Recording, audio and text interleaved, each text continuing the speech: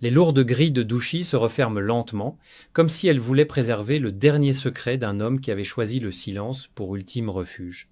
À une centaine de kilomètres de Paris, dans ce coin paisible du Loiret, Alain Delon a bâti son royaume d'ombre, un domaine clos, à la fois forteresse et sanctuaire, où l'écho du monde ne parvient qu'assourdi. C'est ici que, loin des projecteurs et du tumulte des plateaux, le samouraï du cinéma français s'est effacé peu à peu, préférant la compagnie du vent, du ciel et des souvenirs à celle des foules qu'il avait adorées. Le 18 août 2024, la France apprend sa mort.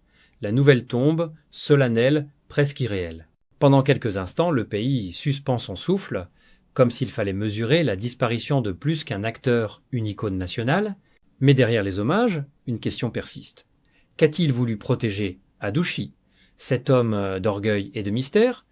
Était-ce simplement sa paix, ou quelque chose de plus profond, de plus insondable? Le domaine, cerné de hauts murs et de vieux arbres, semble défier le temps. Les rares habitants du village évoquent encore la silhouette fatiguée d'un homme au volant d'une petite voiture noire, les promenades matinales le long des chemins bordés de haies, ou les rares apparitions à la messe dominicale. L'atmosphère, empreinte d'un silence presque religieux, résonne du poids des secrets. Douchy n'était pas seulement un lieu d'habitation, mais un territoire de l'âme. Cette retraite ne fut pas improvisée. Dès les années 1970, Delon en avait fait son œuvre. Un espace maîtrisé dans les moindres détails, une maison simple, des murs sans faste, une organisation réglée comme un scénario. Tout ici respirait la volonté d'un homme en quête d'ordre intérieur. Ce besoin de contrôle, que d'aucuns qualifieraient d'obsession, traduisait sa peur du désordre, des trahisons, du vacarme médiatique. Le silence était devenu sa langue, la solitude, sa compagne fidèle. Pourtant, le contraste demeure fascinant. L'homme que la France voyait comme un symbole de force et d'élégance choisit l'effacement comme dernier acte. L'acteur se retire, mais le mythe reste. Dans les pierres de Douchy, dans les arbres qui fit planter, dans la lumière qui caresse le plan d'eau qui fit creuser, tout semble raconter la même histoire, celle d'un homme qui voulait appartenir à lui-même. Derrière les murs, Delon avait bâti plus qu'une demeure, une mise en scène de sa propre absence. Et c'est peu être là le vrai secret de Douchy, il ne s'y cachait pas du monde, il y apprenait à s'en détacher. L'homme, devenu légende, se retirait pour redevenir simple mortel. Le domaine de Douchy, tel qu'Alain Delon l'avait façonné, ressemblait à un miroir de son âme, vaste, ordonné, secret, acquis au début des années 1970, le terrain s'étendait sur 120 hectares d'herbes, de bois et de silence. L'acteur y fit abattre d'anciens bâtiments, creuser un étang, tracer des allées et planter des haies pour mieux composer un espace clos à l'image d'un plan de film méticuleusement pensé. Chaque détail portait sa signature, celle d'un homme qui cherchait dans la nature la symétrie que la vie lui refusait.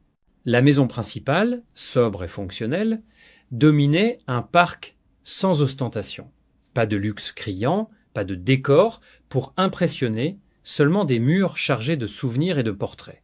Dans la bibliothèque, des romans policiers, des biographies et quelques photographies en noir et blanc retraçaient des tournages d'un autre temps. Dans le salon, un vieux fauteuil usé, un piano silencieux et un peu partout la présence insistante de ses chiens, ses plus fidèles compagnons.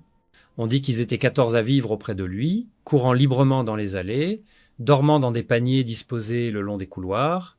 Les chiens, plus que des animaux, incarnaient la fidélité que les hommes lui avaient souvent refusée. Eux, au moins, ne trahissent pas, disait-il. À l'arrière de la propriété, un petit cimetière alignait les stèles modestes de près d'une cinquantaine d'entre eux. Ce lieu, discret et émouvant, témoignait d'un lien indéfectible, presque sacré.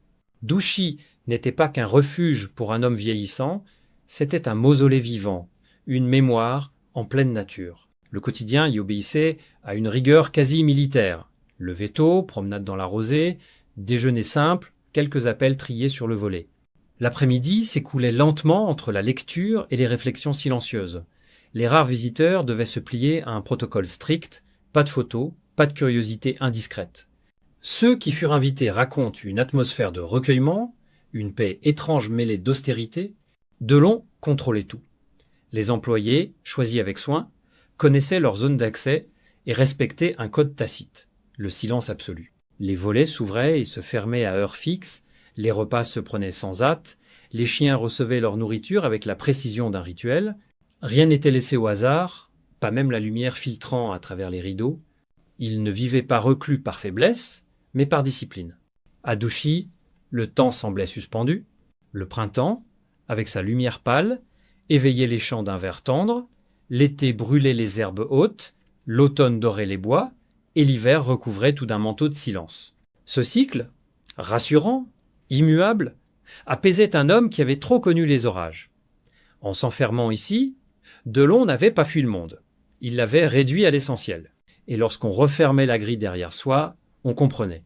Douchy n'était pas un caprice d'acteur, mais une philosophie de vie. Dans ce silence volontaire, dans ce royaume animal et végétal, Alain Delon s'était recréé un rôle, celui de l'homme libre, détaché de tout, fidèle seulement à lui-même et à ses chiens. Derrière l'image du comédien ténébreux, Alain Delon cachait un stratège, un homme d'affaires aussi rigoureux qu'un producteur hollywoodien. Très tôt, il comprit qu'un acteur ne peut pas vivre éternellement de cachets et de gloire éphémères. Dans les années 1960, alors qu'il enchaînait les succès, il observait avec attention le fonctionnement des studios, la mécanique du financement, les marges de distribution, le poids des droits d'auteur. En 1968, il fonda Adèle Productions, sa propre société, un geste audacieux qui fit de lui non seulement une star, mais un maître de son destin. Produire, pour Delon, signifiait contrôler, choisir les projets, négocier les pourcentages, imposer son image. De 1968 à 1988, il finança ou coproduisit près de 20 films, souvent ceux qui ont bâti son mythe, des récits d'honneur, de solitude, de glace et de feu. Son sens du risque fut récompensé, ses cachets, déjà vertigineux pour l'époque, plus d'1 million de francs par film dans les années 70, lui assurèrent une indépendance rare. Dans les décennies suivantes, il continua à signer des contrats records. Plus d'1 million d'euros pour certains rôles emblématiques, preuve que sa valeur marchande dépassait celle d'un simple comédien. Mais l'intelligence de Delon se mesurait ailleurs. À une époque où l'image des acteurs s'évanouissait avec le générique, lui comprit qu'elle pouvait devenir une marque. Dans les années 1980, il apposa son nom sur des lunettes, des montres, des chaussures, puis sur des lignes de vêtements et des parfums. L'homme de cinéma se fit homme-entreprise. En Asie, notamment au Japon et en Corée, le nom Alain Delon devint synonyme d'élégance virile, de mystère à la française. Les affiches montrant son visage se multipliaient dans les métros de Tokyo, tandis que les journaux de mode célébraient cette allure intemporelle. Une icône devenue produit. Certains crièrent à la trahison artistique, d'autres y virent un coup de génie. Delon, lui, n'en avait cure. Il savait que la gloire d'un acteur se dissipe vite, mais qu'un nom bien géré pouvait durer 100 ans. Dans les années 1990 et 2000, il diversifia encore son empire, spiritueux, accessoires, cosmétiques. Même le cigare et la cigarette portèrent son empreinte paradoxe, délicieux d'un samouraï solitaire, devenu symbole publicitaire. L'apogée de cette stratégie fut sans doute sa collaboration avec Dior. Pour Eau sauvage, il prêta son image et toucha plus d'1 million d'euros. Sa jeunesse en noir et blanc ressuscitait dans une campagne mondiale, preuve que le mythe ne vieillit pas. Parallèlement, il se constitua une collection d'art remarquable. Tableaux, sculptures, objets rares, il achetait avec l'œil d'un connaisseur et revendait avec le flair d'un financier. Une vente dans les années 2000 lui rapporta 6 millions d'euros de plus-value. Là encore, l'intuition guidait ses choix. Delon ne jouait pas seulement un rôle dans ses films. Il le jouait aussi dans la vie, celui de l'homme qui anticipe, qui possède le scénario. À travers ses gestes, il a bâti une seconde carrière, silencieuse mais colossale.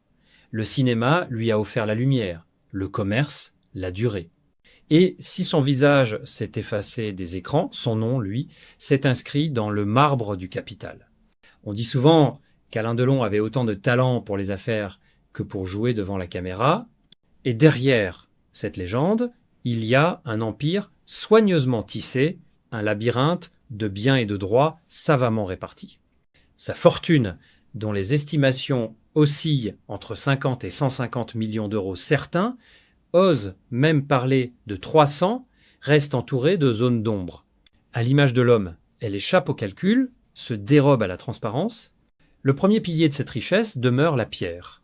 Le domaine de Douchy, acquis dans les années 1970, n'est pas une simple résidence. C'est une propriété d'exception, dotée d'un plan d'eau, d'une chapelle, d'écuries et d'une salle d'entraînement.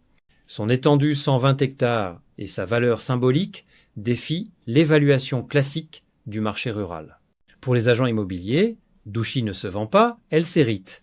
À cela s'ajoutent plusieurs appartements parisiens, notamment un triplex prestigieux avec vue sur la Seine, et quelques adresses discrètes en Suisse.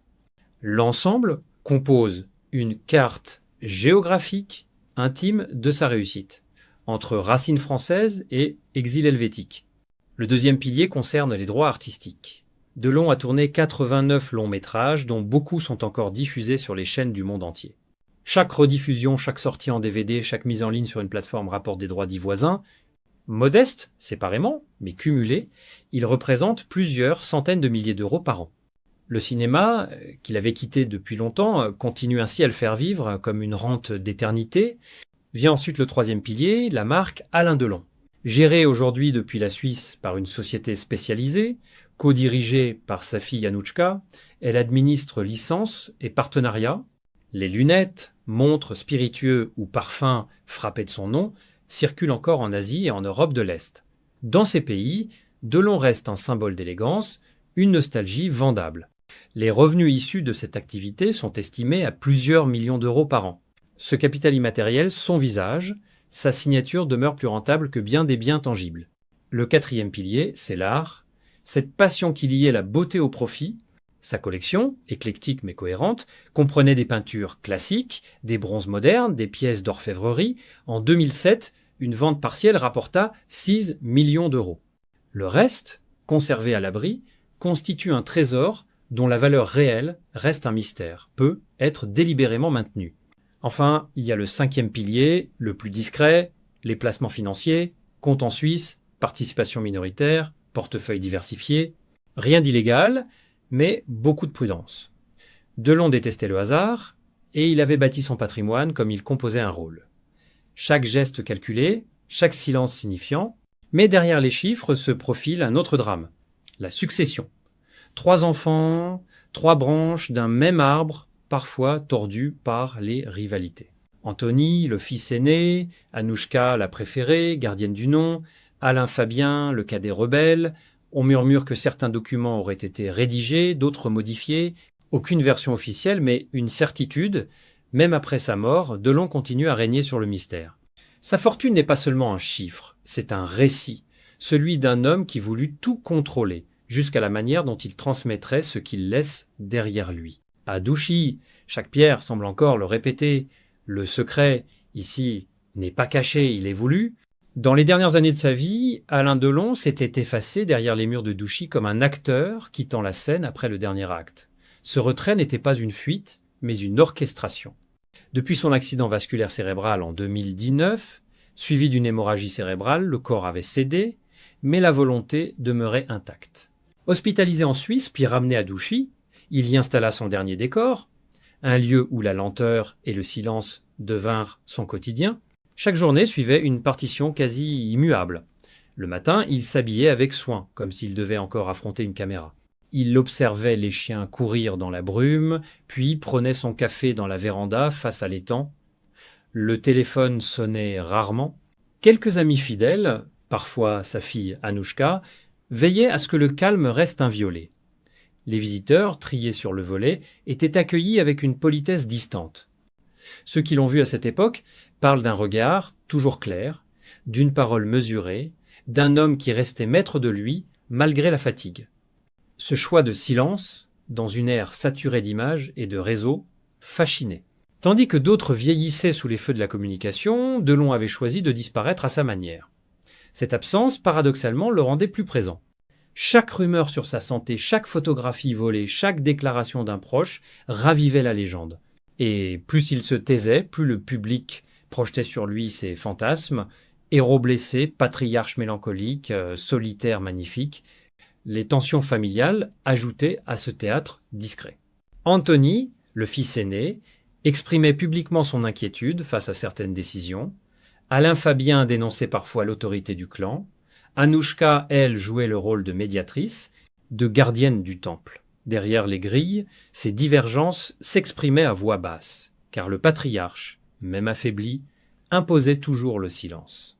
Il voulait que sa maison reste un lieu d'ordre, non de querelle. Les médecins passaient à intervalles réguliers, les traitements rythmaient les jours, mais l'esprit restait alerte. Il lisait, regardait les journaux télévisés, s'arrêtait parfois sur un de ses anciens films diffusés à la télévision.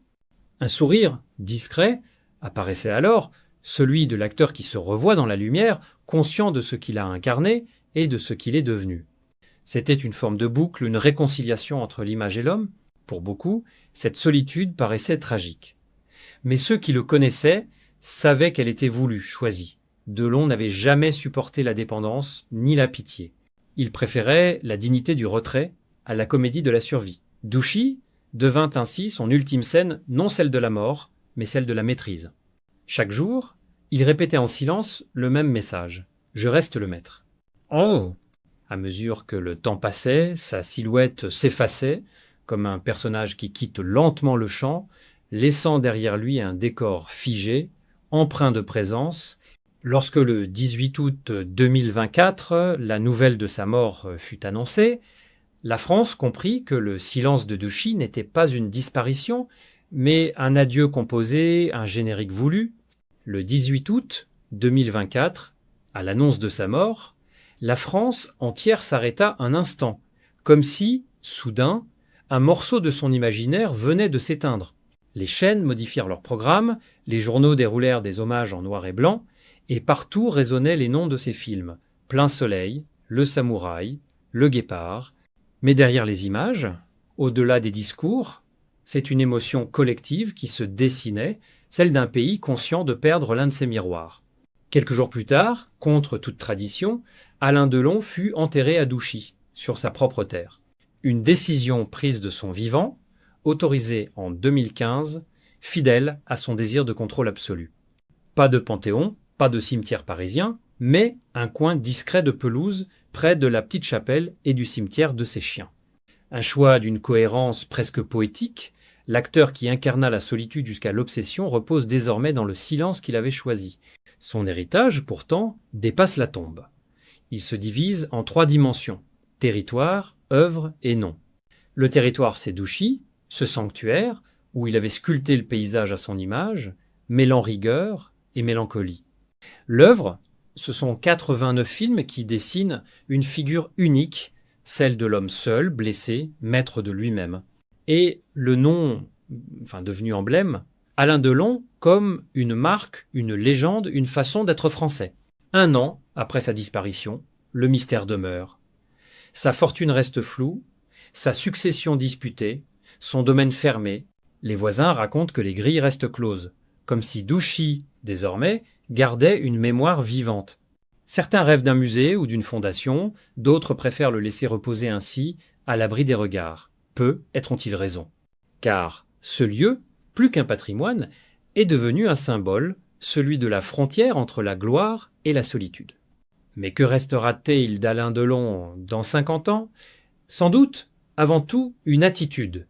Cette élégance froide, cette lumière intérieure qui traverse encore l'écran, chaque génération redécouvre en lui un archétype, le visage de la beauté virile, du mystère, de la fierté. Son cinéma, empreint de silence et de tension, a donné à la France une mythologie, celle du héros solitaire. Et c'est peu, être là sa véritable richesse, plus que les millions, plus que les contrats. Delon a vécu en refusant les demi-mesures. Il a aimé avec excès, combattu avec orgueil, vieilli avec dignité. Son existence fut une tragédie classique entre grandeur et chute, mais il a su jusqu'à la fin écrire sa propre mise en scène. En s'effaçant à Douchy, il n'a pas disparu. Il a simplement refermé la porte sur un monde qu'il avait déjà dépassé. Et dans ce silence, il demeure. Non plus l'acteur, non plus le mythe, mais la présence d'un homme qui a voulu tout maîtriser jusqu'à son éternité. 1 an après sa mort, Alain Delon demeure une énigme. Douchy, son domaine, reste le symbole de son dernier acte. Une retraite choisie, un silence voulu, derrière les murs. Il avait bâti un empire, une légende et un nom devenu marque. Sa fortune, partagée entre art, cinéma et mystère, reflète son goût du contrôle absolu. Mais plus que les chiffres, c'est son aura qui survit, celle d'un homme libre, fier et tragiquement seul. En choisissant Douchy pour ultime demeure, Delon a écrit son propre épilogue, un adieu digne, silencieux et profondément français.